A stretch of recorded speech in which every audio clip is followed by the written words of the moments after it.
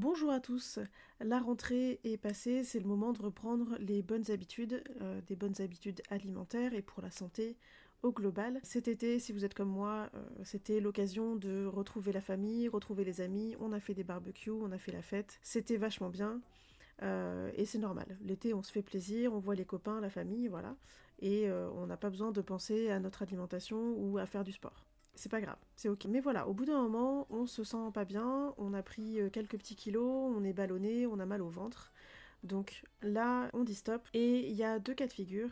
Soit vous avez l'habitude de manger équilibré, de bouger un petit peu plus, et dans ce cas, vous avez probablement déjà repris de bonnes habitudes alimentaires et de bonnes habitudes dans le fait de bouger plus, etc. Et donc là, il n'y a pas de problème, vous avez peut-être déjà commencé à perdre vos petits kilos pris pendant l'été, pendant les vacances. Soit vous décidez maintenant, donc c'est le deuxième cas de figure, de vous reprendre en main, et dans ce cas, il va falloir y aller étape par étape, progressivement pour en créer de nouvelles habitudes. Ça se fait pas comme ça, c'est assez long à faire. Si vous voulez atteindre votre objectif, que ce soit pour de la santé globale ou dans un but de perdre du poids. Dans les deux cas, voici 5 points essentiels qui vont vous aider à retrouver l'équilibre. Perdre du poids si c'est votre objectif évidemment, et sinon retrouver la santé globale tout simplement. Je les ai pas mis dans un ordre d'importance, je vais simplement parler des plus connus au départ.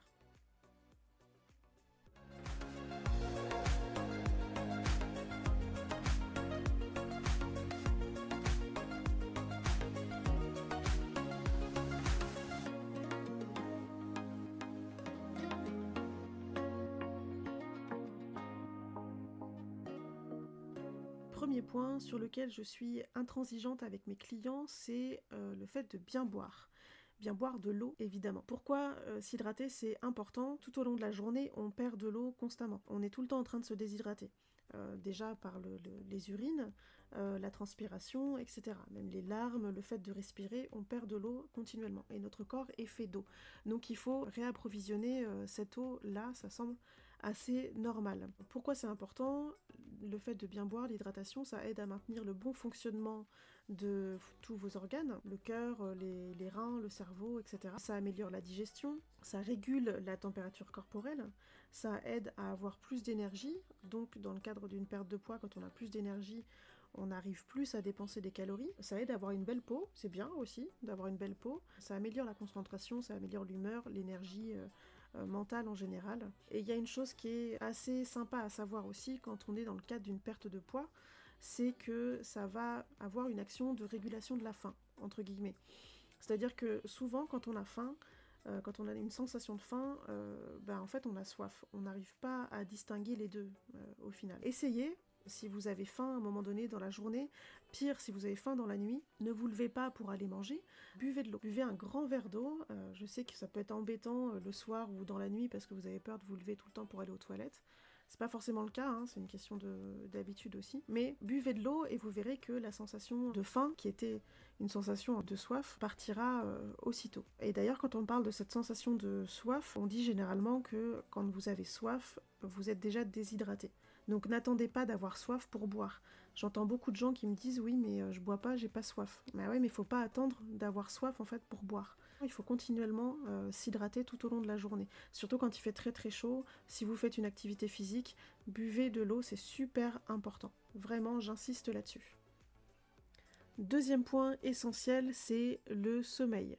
Là, je rabâche tout le temps, le sommeil, c'est un peu le nerf de la guerre. Si on dort bien, si on a un bon sommeil, le matin, quand on se réveille, on est de meilleure humeur, on a plus d'énergie pour sa journée. Pendant le sommeil, en fait, c'est là que votre corps se régénère, il répare les tissus endommagés, il renforce le système immunitaire.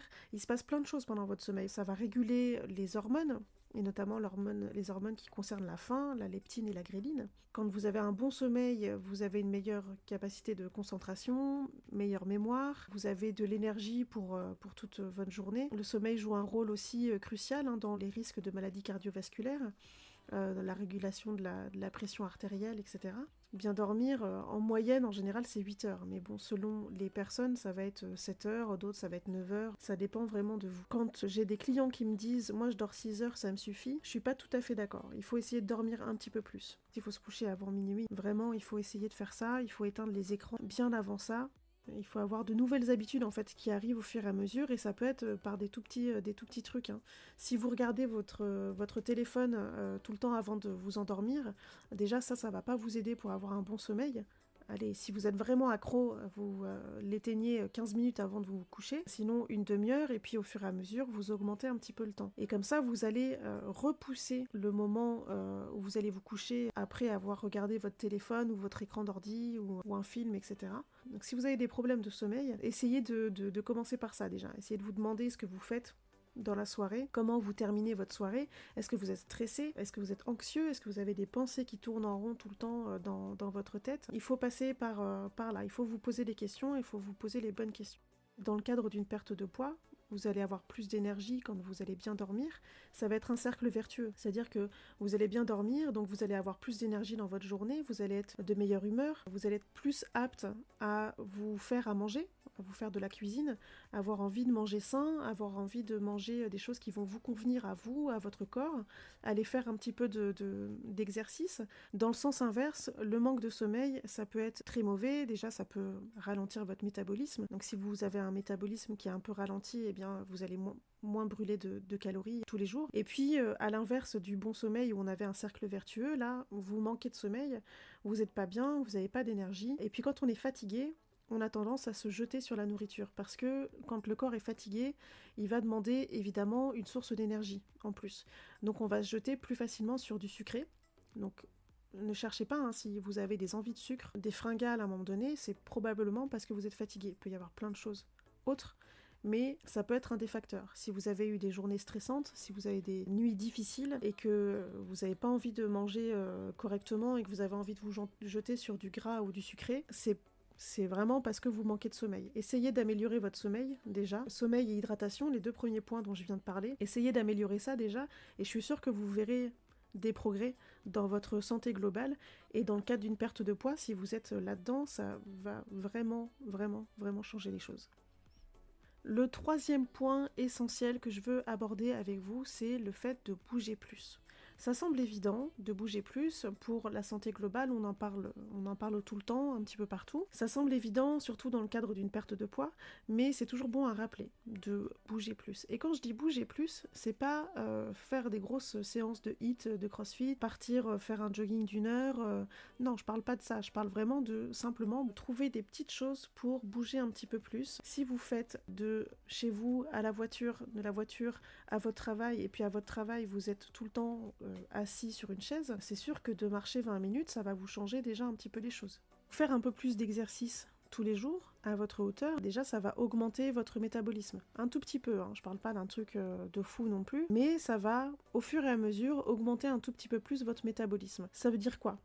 Concrètement, ça veut dire que vous allez brûler un peu plus de calories au repos. Donc si vous ne changez absolument rien à votre alimentation, mais que vous marchez beaucoup plus, vous allez augmenter votre métabolisme. Et selon où vous en êtes dans ce truc-là, eh bien, il se peut que soit que vous mainteniez votre poids correctement alors que vous étiez en train d'en prendre, soit que vous soyez en train d'en perdre. Simplement en augmentant un tout petit peu votre activité physique et en changeant vos habitudes. Mais le fait de bouger un petit peu plus, ça va aussi renforcer vos muscles. Et quand on renforce les muscles, que ce soit les muscles du dos, les jambes, etc., ben on se fait moins de blessures, on se fait moins mal. Ça aussi, c'est vraiment bien. On va augmenter notre énergie, on va augmenter le bien-être aussi, hein, parce que ça fait du bien de faire un petit peu d'exercice. On va baisser un petit peu en stress. Surtout si vous partez faire une petite marche, mais même pas longtemps, hein, 20-30 minutes, vous allez marcher, vous allez respirer un petit peu d'air, ça va vous faire du bien, ça va vraiment baisser votre taux de stress et d'anxiété, et puis ça c'est pas du tout négligeable. Et pour le coup, ça va améliorer aussi votre sommeil, donc le deuxième point essentiel. Quatrième point essentiel, c'est bien mâcher. On a tendance à l'oublier. Il faut bien mâcher ses aliments. On mange beaucoup trop vite. Pourquoi ? Parce qu'avec les collègues, on n'a pas le temps, on n'a pas beaucoup de temps avant de reprendre le boulot.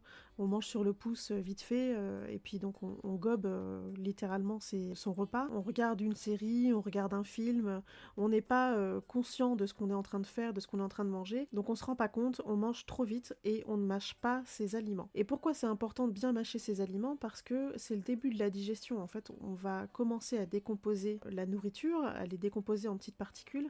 C'est ce qui va faciliter donc la digestion, comme je le disais, mais qui va éviter des ballonnements, de l'inflammation, de l'inconfort digestif tout simplement. Le fait de bien mâcher, ça va stimuler aussi la production de salive, et là encore, la salive, elle est là pour commencer le travail de digestion. Vous voyez à quel point ce truc-là d'utiliser ses dents pour bien mâcher, c'est important. La salive, il y a des enzymes, et les enzymes vont commencer leur travail de décomposition des aliments. La salive, elle va être intéressante aussi parce qu'elle va neutraliser l'acide qu'il y a dans la bouche, l'acide de la plaque dentaire, etc. Donc on va protéger ses dents, avoir une meilleure hygiène bucco-dentaire. Elle aide aussi à nettoyer un petit peu les résidus de nourriture qui peuvent se trouver dans la bouche.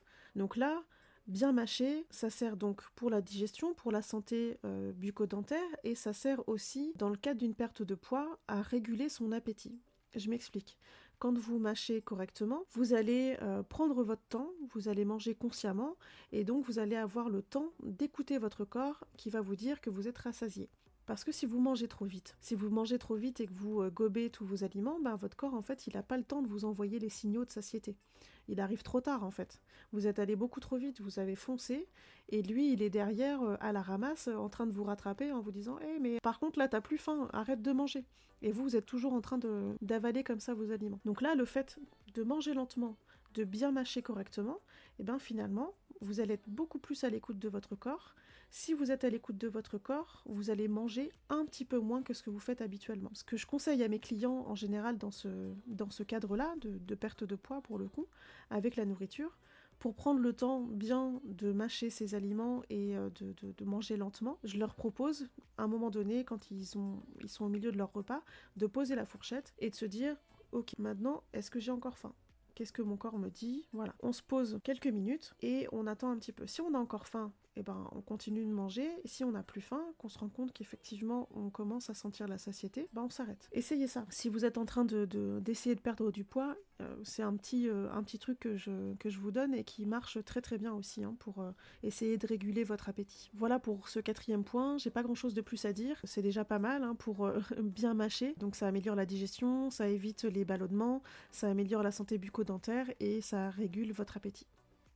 5e et dernier point que je veux aborder avec vous, c'est la respiration. Les exercices de respiration en général, que ce soit de la cohérence cardiaque, de la respiration anti-stress, de la méditation. Pourquoi ce point est un point important selon moi? Parce que quand vous faites des respirations profondes comme ça, que vous vous écoutez, que vous vous posez, vous allez réduire votre stress, vous allez réduire votre anxiété, vous allez améliorer votre bien-être général. Et quand vous êtes moins stressé et moins anxieux, vous n'allez pas vous jeter sur des grignotages. Vous n'allez pas faire de grignotage émotionnel, ce genre de choses. Donc dans le cadre d'une perte de poids, c'est top. Mais dans le cadre de la santé en général, c'est bien aussi. Ça peut améliorer aussi la digestion. On parlait de la digestion juste avant avec le fait de bien mâcher.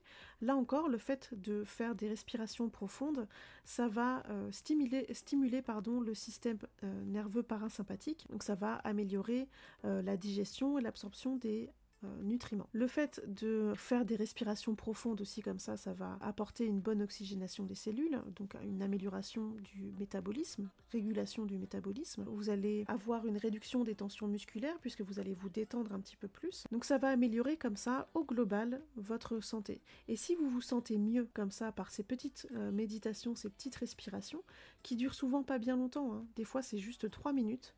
3 minutes, ça suffit, surtout si c'est avant de s'endormir, ça améliore votre sommeil. Vous allez vous sentir bien mieux et vous allez être surtout plus d'attaque pour tous vos projets.